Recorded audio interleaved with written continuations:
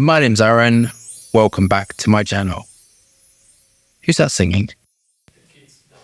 Beat them. How are you? I'm fantastic. I'm doing really well. And today I am reviewing Rose d'Arblay by Armani Privé. This was developed in 2010. £175 for 50ml or £225 for 100ml. The notes are Damasceno rose, saffron, patchouli, woods, golden amber accords. Do we have a bottle of Rose d'Arblay? Are we engaged with the higher self? Let's get testing. So I want to say about the dyslexia thing. There must be some people out there. I've not seen comments of it. I've seen that people get really pissed off that I pronounce bergamot as bergamot with air. Even instead of bergam, I can't even pronounce it. But people may think, how can you be dyslexic and develop perfume if you can't even pronounce stuff? I don't walk around talking about compounds all the time. What I do is I construct them in my mind. My brain works through sort of patterns and things. So I'm able to sort of use my pattern recognition and my picture thinking, my dyslexia, and able to construct perfumes that way. And then I write it down. But I don't walk around going, oh, that bergamot is lovely. I don't go up to my staff or I don't go up to anyone and go, oh, that bergamot is really lovely. We don't talk like that. I think my dyslexia gives me an edge. And my Asperger's actually absolutely undoubtedly gives me an edge. Constructing perfume with the Asperger's allows me to see percentages and those sort of like mathematical sort of like mind-numbing details. It's really good. It's able to see sort of like patterns within chaos. The Asperger's absolutely. And the dyslexia gives me the picture thinking and the imagination. All the dyslexic people I've ever known have been super creative, able to think about things differently. And I think in a world filled with sort of like all types of people with dyslexia are really, really valid and do a different type of job. And if we were all the same, I think the world would be incredibly boring. So that's my thing when I'd like to say that. So what am I expecting from this? I love rose, so it's my most favorite thing. And I'm expecting for this, if it's called rose, to smell or just be really beautiful, to have beautiful projection, beautiful sillage, smell and out be a rose and be instantly likable. I do love the presentation. I think it's very nice. This is 100ml. I'm filming in Mexico at the moment and I like to design perfume out here. And because we're running out of reviews that I filmed in the UK, we went shopping for fragrances, like kind of thinking I want to do some that are all different sort of price ranges. And this shop doesn't have any of the smaller sizes. I've just noticed this is the second review where unfortunately we only have the largest size. Are you going to take it? Can you afford it? It's a bit like that where we went and got it. So this is 100ml. The atomizer is not too good. I've just done thousands of Paco Rabanne reviews and the atomizers on them are quite dispersive. The atomizer on this, not high pressured. When I rebranded, I went through, God, I was determined to find the perfect atomizer. But I'll tell you a little bit behind the scenes. Perfumes that are generally 25% concentrate up, mine are a minimum of 30% concentration. To get the fragrance out, really insanely difficult because it's a thicker viscosity, and to get that wide pressurized spray, I had to have my atomizers engineered. So I had to work with the company to make me my own atomizers because I had to send them the fragrance, talk about the viscosity, tell them how I wanted it to perform, and they were able to construct an atomizer for me to deal with 30% concentration, still getting that wide dispersive angle. It's insanely difficult. The most difficult one on my whole range was Tabac.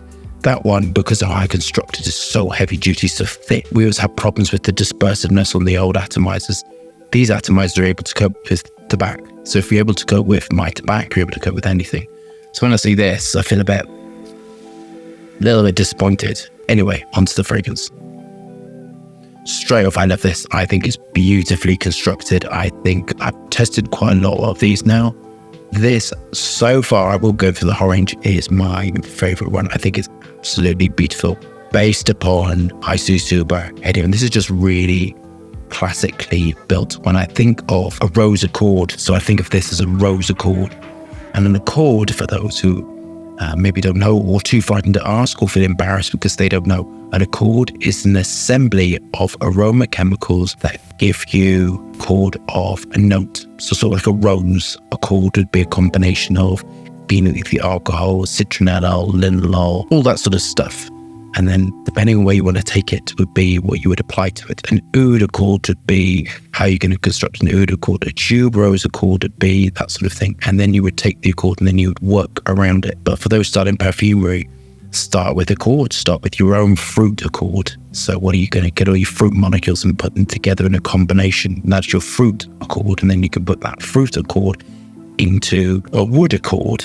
And then you have a fruit wood accord, you see, and then you add your citrus accord on the top. And accords can be, kind of anything, but that's how I think about perfumery. This, I think, is a Laureus Rose Accord. And it's called an accord because it's sort of like music.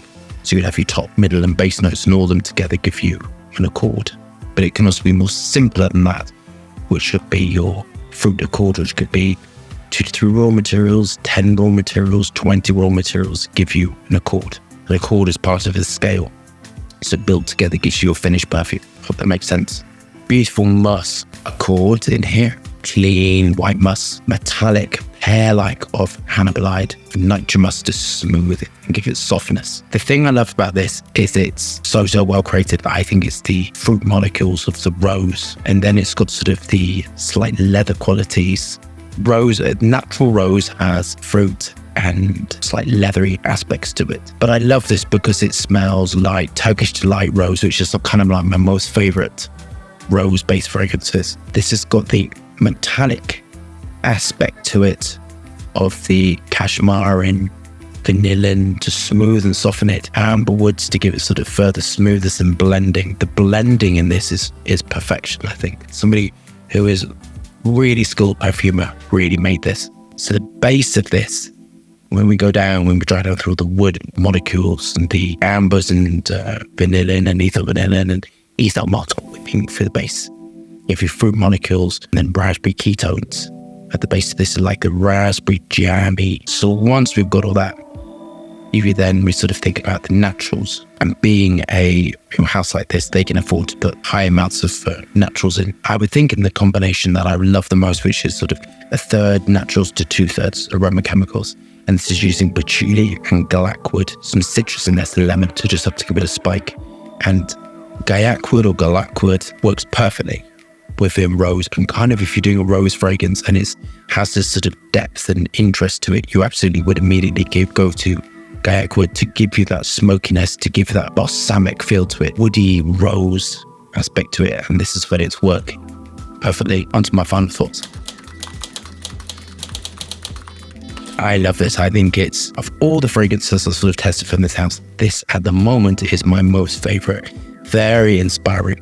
And I love it because it is utilizing aroma chemicals at perfect concentrations. Just the right amount of sort of animal notes in it, just the right amount of blending raw materials. Too much blending raw materials and you flatten the formulation down, you have nothing. You have like a grey mess. And when I first started making fragrance, I didn't understand concentrations and I didn't understand about ratios and I didn't understand about all that kind of stuff because I wasn't starting from the beginning, which is making accords and smelling each individual raw material and understanding how they work. You have to start there. And so I remember just putting things together. I read a few books and I was just putting 20%, 20%, 20%, and it just came out like you can smell nothing. It would smell like a grey mess. And I had to learn how to create elevation through percentages and ratios. But this has been done expertly, and this has got a slight tobacco-y nuance to it. Let's call it a tobacco fragrance, but I would say like a rose, tobacco, fruit molecule, just gorgeousness in it. This I think has got the perfect amount of projection for me, the perfect amount of longevity for me, because when fragrances are on there for just hours and hours and hours, it can become a bit ugh.